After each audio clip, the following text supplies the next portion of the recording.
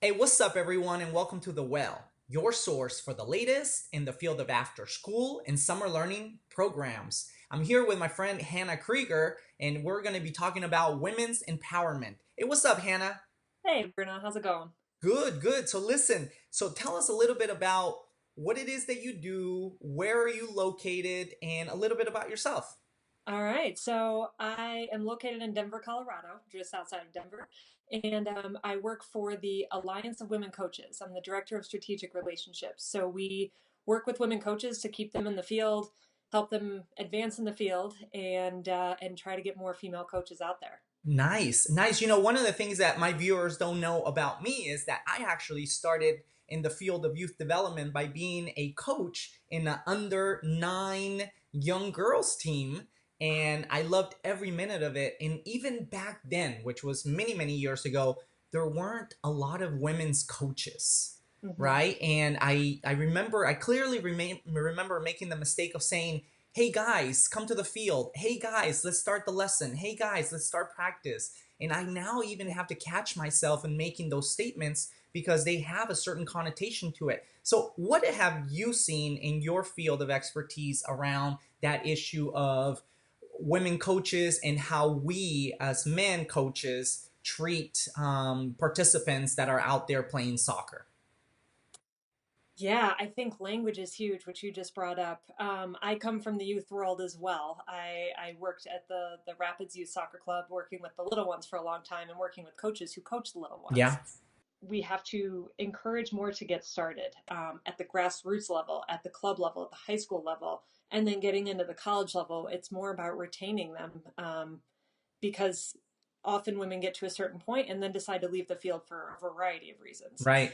But as far as how men can then change what they do, I think language is key. I think encouraging and supporting those women. So they're often fighting battles that you may never even see. Right. Um, there's explicit bias, sure, but what I think is tougher to deal with because it's often hard to label is implicit bias. And in the world of sports, it's such a masculine field. Right. Um, and power masculinity is really celebrated Yeah. more than the quiet, calm.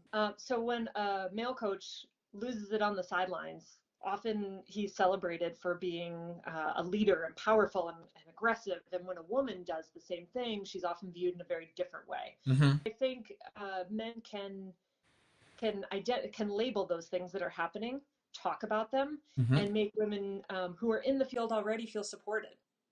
Yeah, yeah. One of the things that I see when it comes to implicit bias is when I see a family. A lot of it is cultural as well, right? I see a family. A mom comes with 5 kids to sign up for soccer or any other sport, and mom registers the 2 boys for that sport, and the 3 girls that are there with her, they also want to play, and they say, "Mom, am I going to get signed up as well?" And mom says, "No, no, we don't do that." So what is your take or your opinion on things that are happening all the time, whether they're cultural or other things that are happening? What do you see from your perspective? Yeah, and that's a tough one because that's so ingrained that it's tough to break those cycles. I think the more women see women in those positions, so the more young girls see women coaches, they see women running programs, they see elite women athletes. I think Mhm. that all helps. Right. Um, if you can be it. So if uh, if I'm a little girl and I can show my mom, hey, look, she's the coach. Like I want to play with her. I want to play for her. Right.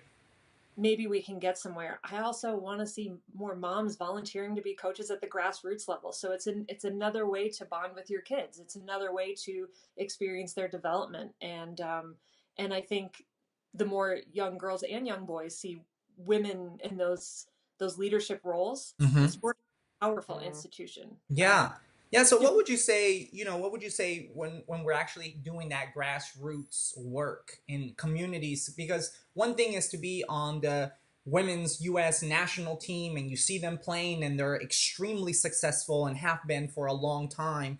But another thing is seeing everyday heroes in your own community So what are you personally doing in your own network, in your own community to empower change in that way?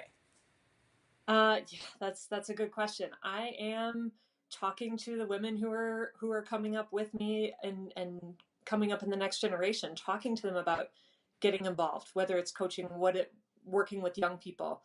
I think women need to continue to build a strong network of support where we help the next one up. And so that is what I'm doing in my personal life. And the further I get away from coaching, and I'm still in that world, but I'm not on the field every day Right. with young.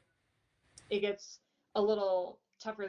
When you're coaching little kids, that's an easy way to do it, right? You're Right. working on the field. So identifying those women who want to be where I am or above, and continuing to bring them along.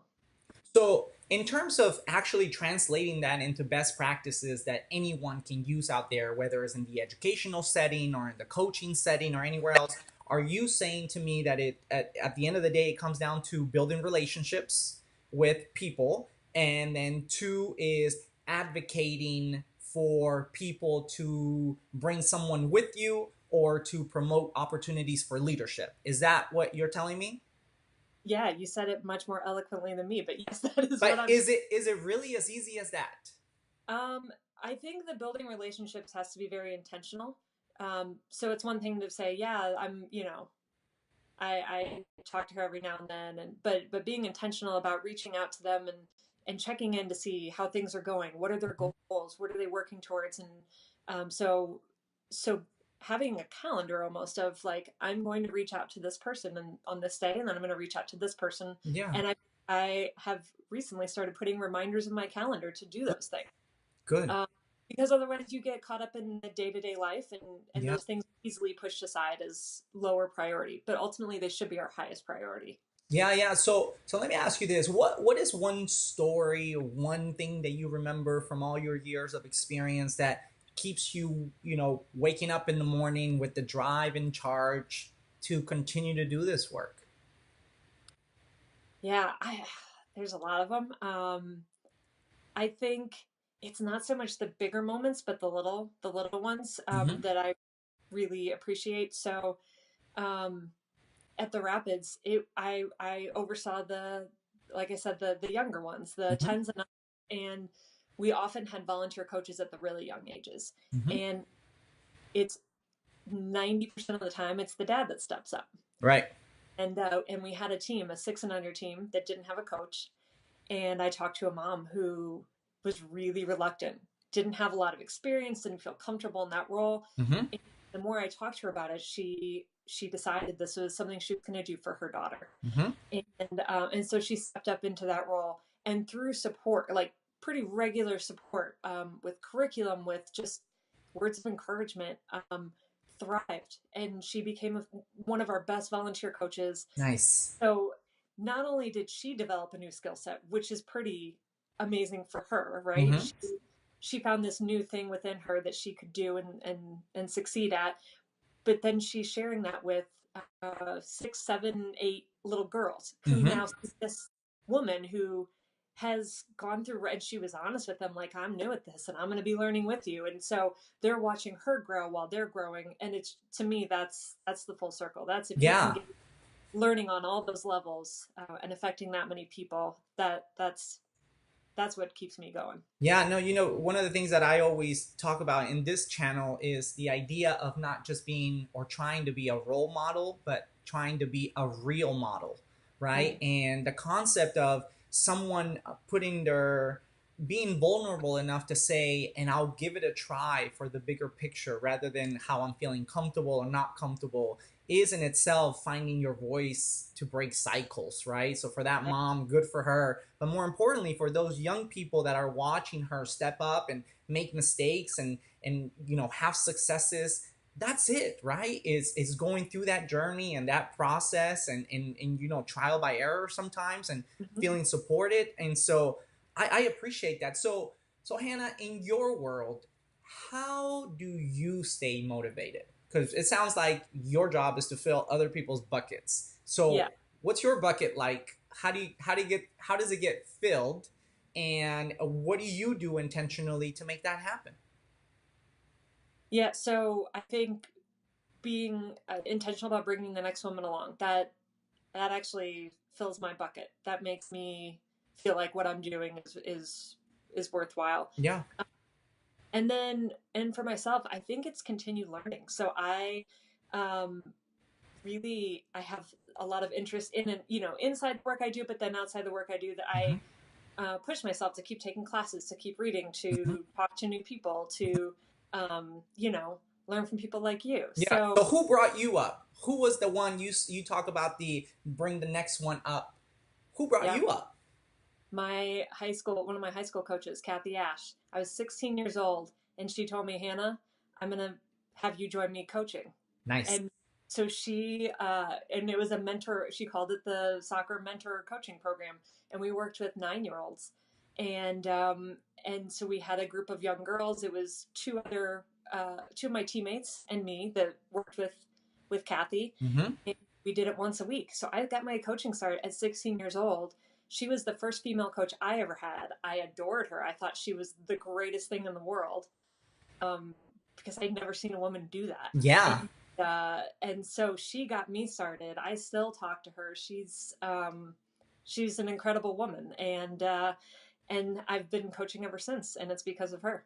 Yeah, so you talk about, and when in this channel, one of the things that we do is we try to translate these practices, these everyday practices into concepts, and we try to take these concepts and make them into everyday practices. So one of the things that you're talking about is being intentional in words and actions, and then actually setting up people for success. Mhm. So one of the things that I remember most about spending some time with you in Washington D.C. a couple of weeks ago was this conversation that we had with this young lady, Nady.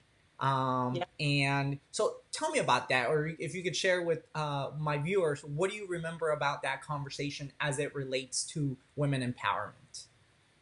Yeah. So Nady is a fantastic woman. She is young. She started working for the YMCA, and she has so much inside of her. She doubts herself so much. Her confidence is very low, and there's no reason for it to be amazing at what she does, Mm-hmm. and very passionate about what she does. And so, I had multiple conversations with her over the week. She was in my training group, and trying to just talk to her about, like, hey, this is in your wheelhouse. Like, you're really going to succeed at not just being a coach, not just a trainer of coaches, but a program director, and setting this vision for these kids, and working with them. Like, the impact that you're going to have Mm-hmm.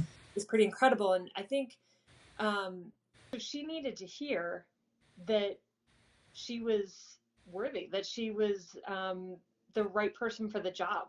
I think she doubted that she was the right person, and she is. Mm-hmm. She is the best person for the job. And so the transformation in her attitude and her confidence and her um just her overall being changed the second she started to hear that. Yeah. And um and now she's thinking about bringing along those next people, which Yeah. is really exciting. So now she sees herself not as just a good coach and a good trainer, but she sees herself as a future mentor and role model to other women.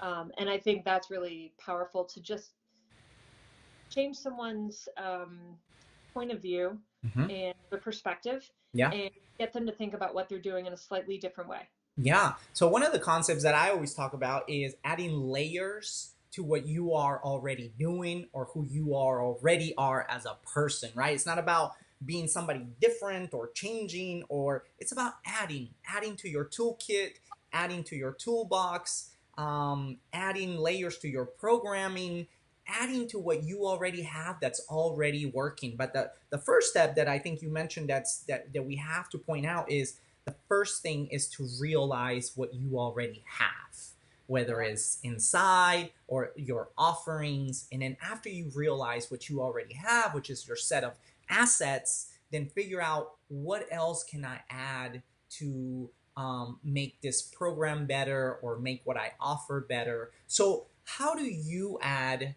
to your toolkit? What is one book, resource, something that you currently use right now, Mhm. that makes you better, that moves you forward? Yeah, a lot of people have been talking about this book, but it changed the way I coach and the way I coach coaches. Mindset by Carol Dweck, Mm. and And I'll link that on the description below. awesome. Everybody should read it. It's an amazing book, and the concept is really it's life changing. Teaching from a growth mindset Hmm. instead of a fixed mindset, and it's changed. We've been talking about language, Hmm. and it changed the language that I use when I work with people. Hmm. Um, and I think that that language is so powerful. Yeah. Um, it makes me wish people had spoken that way to me when I Right. Right. was as a player, but it's great because now I can change, I can break that cycle, right? Hmm. So I don't have to coach the way I was coached by every, and I had a lot of coaches. I don't have to coach the way they did. I can Right. change my language to add to what I've been given, and make it even better for the next group coming up. Yeah. So as it relates to language, Hannah, um, this is the tough question. Could be really easy, but it's really tough. As it relates to language, what is your dream for as it relates to this topic area of women's empowerment? What do you see happening? What is your hope for the future? What would you like to happen? What is your dream? Oh, what is my dream? That is a hard question. It seems very simple. Um, I would say that my dream when it comes to women's empowerment is that we build a strong community of strong women who are intentionally helping one another Hmm. to the point where it's not something we have to like think about too much. It's just like my dream for the distant future because we're not there yet, but where we don't even have to work at it, right? It exists, and it's when people look at women leaders, they don't look at it as a, oh wow, she made it all the way. Wow, that's really impressive that she made it there. Just oh yeah, Right? there's a leader. Makes sense. Fantastic. Any last words you want to tell our audience out there who are thinking that this is an extremely important topic? They just don't know how to get started. What Yeah, would you so say to them? I would say start with one person. Mm. Find the woman who may be afraid to talk to you, Yeah. maybe doesn't reach out because she doesn't know if it's okay, or if if you'll take the time to talk to her, take her out to coffee, pick up the phone and give her a call, and just start with one person. Yeah. No, that's fantastic. A fantastic suggestion. And I will also add that it's not just about the next woman up, but also paying homage to the women that we currently have in our life now. Call Yes. your mom, Yeah, right? Talk to your spouse.